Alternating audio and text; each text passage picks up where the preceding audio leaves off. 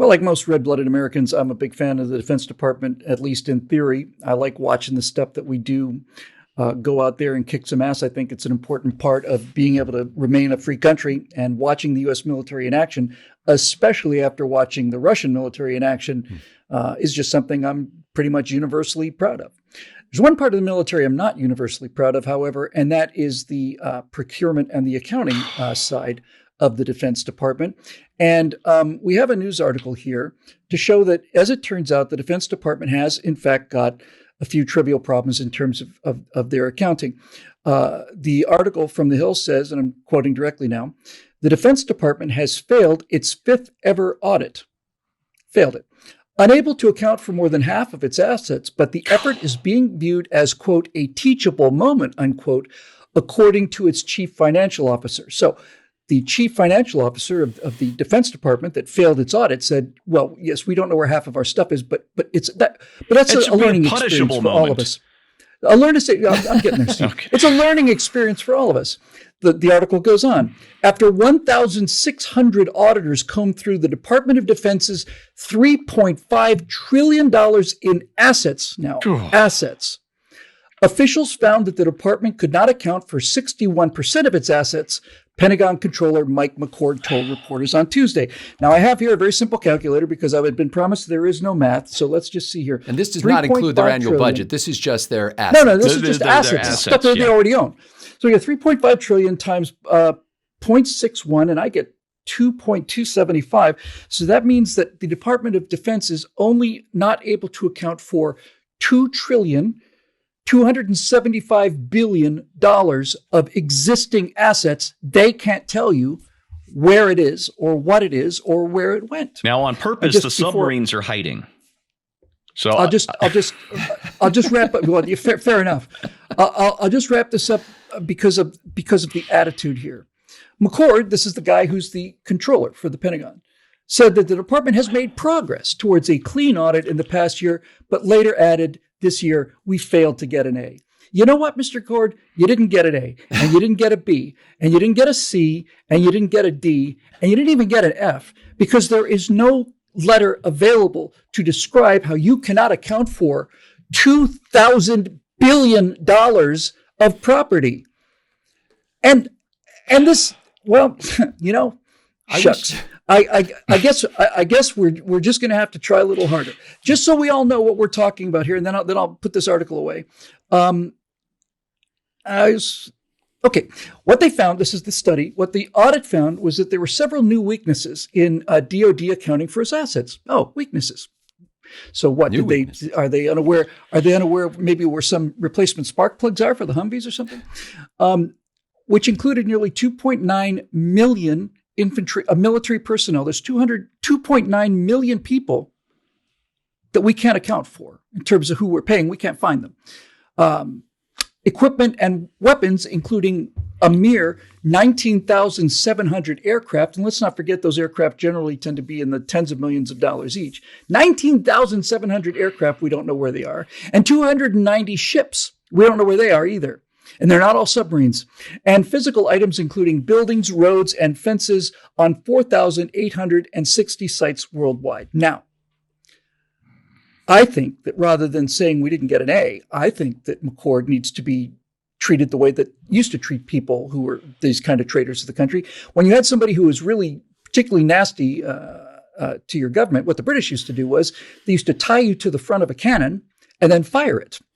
And that was an actual punishment. That seems like if you do that a few times to the McCords of the world, that might encourage the others to improve their accounting practices somewhat so that they can at least manage to account for $1,000 billion of things that we own. If they were to get to that point, they would have made a 50% improvement already on what they're not capable of doing. Can you guys believe that?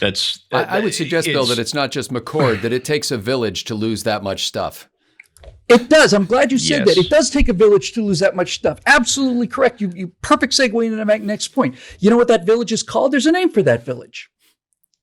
It's a large village. It has thousands of people in it. Potemkin? The Pentagon. Close. It's the Pentagon. Yes. The Pentagon was the biggest mistake that we have ever made as a country, at least in terms of our defense is concerned. Because when you have a fortress, and that's what the Pentagon is, it is a secure fortress. And the deeper you go into the rings of the Pentagon, the higher level the decisions are being made and the more secure it is. And inside that concrete fortress, that bubble, sit politicians in uniform making these decisions that affect the people that are not inside the fortress, which would be our country's airmen, Marines, soldiers, sailors, and Coast Guardsmen.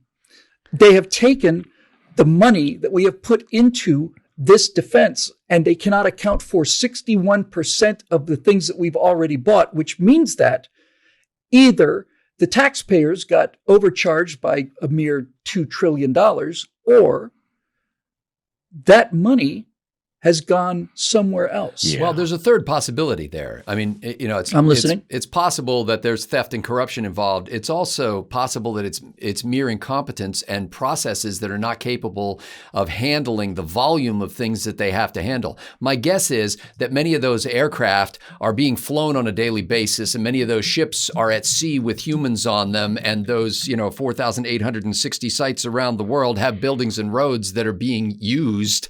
It's just that the Pentagon has no idea how to keep track of stuff. And so it is a giant mismanaged corporation. It doesn't necessarily mean everything was stolen, although I'm sure a big chunk of it was stolen. I'm sure it's been misappropriated in many ways. But I'll bet you a lot of it is it's the towering incompetence of federal bureaucracy, unable to keep track of things at scale like this because they never had a process that was designed to do it. They've cobbled together little processes over the course of time, and they've gotten to the point where it is inadequate. It's probably been inadequate for 60 years. It's inadequate to handle the exigencies of reality today. And I'd be willing to buy that argument if we were talking about a deficit of $2 billion or, $700 million or something like that. But when 61% of what you allegedly own, when 61% of your property is unaccountable, that's more than just incompetence. I think it's unaccounted for. I don't think it's unaccountable. It's cute. In MASH, the movie, the real MASH, not the TV show, when Hawkeye shows up in a stolen Jeep, and there's a brief moment of where'd the Jeep come from, but at the end, when Hawkeye leaves in the stolen Jeep again, hey, problem solved. The piece of property that we didn't know how to account for is no longer my problem; it's somebody else's problem, and that's fine. And I think as Scott was saying, there's a lot of that goes on. But Bill, when you mentioned the Pentagon. Colonel David Hackworth was you do know who he? Of course, you know who he is. A Vietnam veteran who wrote a scathing denunciation of the military's prosecution of that war. He's the father of special forces. Yeah, he was nearly drummed out of the Army for it, and instead he got a promotion. They chose wisely. Almost 30 years ago now, he wrote an article for Playboy, which I really did read the articles in, called Nuke the Pentagon. He's right. And his argument was you can't just clean it out. There is something essential to that building that is practically haunted. And you just have to take off, nuke the site from orbit. And he said part of it's just its proximity to Washington, D.C. The Army should have its central headquarters somewhere in Kansas, just as absolutely as correct. Far away from D.C. as possible. Right. And I think you clean a lot of that up. It's a priesthood in that cathedral. It has no contact with the outside world. Yeah. The amount of money they spend on weapon systems is absolutely unimaginable. It's not only insane, it's unimaginable. And time and time again, and this is the part I actually cannot wrap my head around. But time and time again, you find cases, like in the case of the Bradley fighting vehicle, where the vehicle is delivered and there are specs for the vehicle. The manufacturer delivers the vehicle. The vehicle does not come up to specs in terms of safety or effectiveness.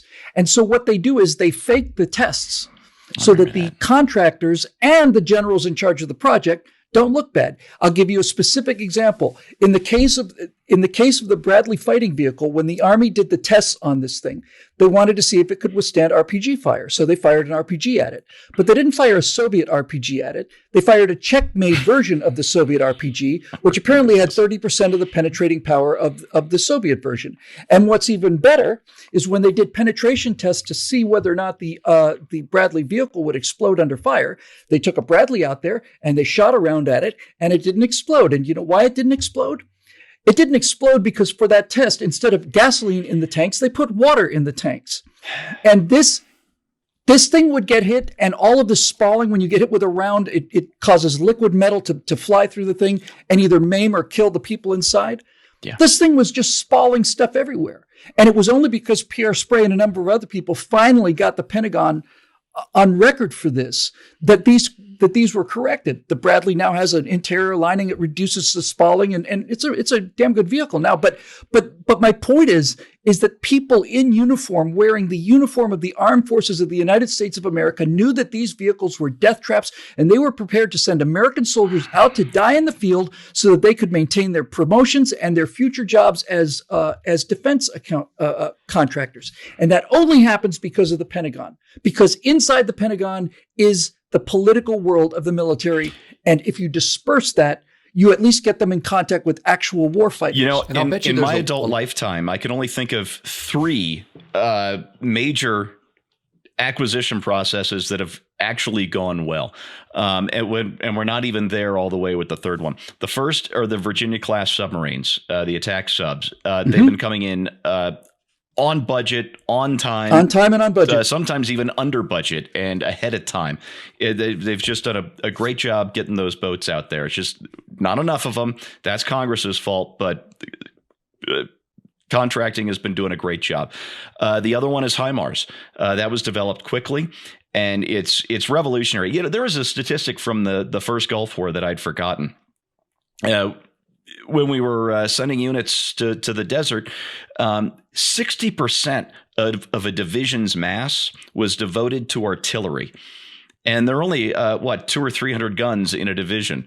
And maybe not even that many. I can't remember off the top of my head. And our divisions used to be bigger back then. But 60% of the mass of a division was either the guns, the ammo, or the fuel needed to move the guns around. Just huge. And because it takes a lot of artillery rounds to get the effect you want on the bad guy. A HIMARS, you point, it's a truck. It's not even an armored vehicle. You point one rocket at the thing you want to hit, and it gets hit, and you've essentially reduced the weight requirements by half. It's revolutionary. So that was a win. And the other, getting revealed, we're taping this on Friday, the B-21 Raider, the new stealth bomber, which apparently has a lot of 6th generation elements to it, so some real cutting edge stuff here, is only very slightly behind time and on budget. And for a new generation of heavy bomber, that is shaping up to be a big one. But that's 3 in my adult lifetime. That's it. Everything else has just sucked. So did you have something you want to say, Scott? Yeah, I was going to say, I'll bet you, I can just picture, because I've been involved in large institutional organizations, there are probably a lot of people at the Pentagon who have basically excused away what they're doing by saying, look, I am doing the best I can given the nature of the Pentagon process, given the bureaucracy that I live in. There's nobody, or I shouldn't say nobody in any situation, but there probably is nobody who is sitting at their desk going, hey, this is a cheap piece of junk. Let's send it out in the field and see if we can get some boys killed to test that. I don't think they think that way. I think they literally think, well, you know, I'm doing everything I can to make this as good as I possibly can, but the nature of the beast is that I'm hemmed in. And when you have a conspiracy of people who all believe that they're part of an organization that can't do what it really should do because it's all hemmed in because of other people in the organization, there should be a meeting at one point where everybody just kind of stands up and goes, hi, my name is Bill. I'm an alcoholic. Like there needs to be a confession meeting where they stand up and they go, look, I've been blaming the process, but it's me. And then everybody stands up and goes, I'm Spartacus. Like there's got to be a moment where everybody rises up and goes, no, it's me. It's me. It's not the Pentagon. It's me. We are the Pentagon. Yeah. Yes. And in order to solve this problem, you have to come to grips with the fundamental aspect of human nature. especially in terms of the military. And that is, there are warfighting generals and there are political generals, and they start out as majors and captains and all the rest of it. The people who have the kind of skills that make them good warfighters, generally speaking, have poor political skills because they're direct, they're serious, they don't put up with any BS, and they go out and get the job done. On the contrary, the people who are good at political things are people who are good at massaging opinions. They're people who are good at saying what people want to hear. They're people who are good at just all this smooth talking kind of thing. But once you've developed the Pentagon, there is in fact a concrete barrier now between the political generals that are on the inside and the warfighting. And when I say generals, I mean high-level officers, colonels, lieutenant colonels. And on the outside of that are the people who have to deal with the consequences of what comes from inside this thing. And the idea that a person can retire from the military and then get a cushy job, working for the company who they supervised, is a conflict of interest that does not escape me. So if it turns out that there's $2.1 trillion that is unaccountable or unaccounted for, and that money has already been spent, it's sitting in a giant box somewhere. Let's just say it's sitting in the giant box of money out there somewhere. I think what they ought to do is they ought to take that $2.1 trillion. They ought to triple the pay of everybody in the military. And furthermore, they ought to say to every single person that voluntarily left the military because of all of the woke nonsense that was enforced on them, mandates. We ought to be able to say to them, come back. If you come back, we will give you a signing bonus and we will pay your salary for the entire time that you were gone, since you were forced out of the military due to political considerations. Yeah. You had the integrity to leave the military rather than go along with this charade, right?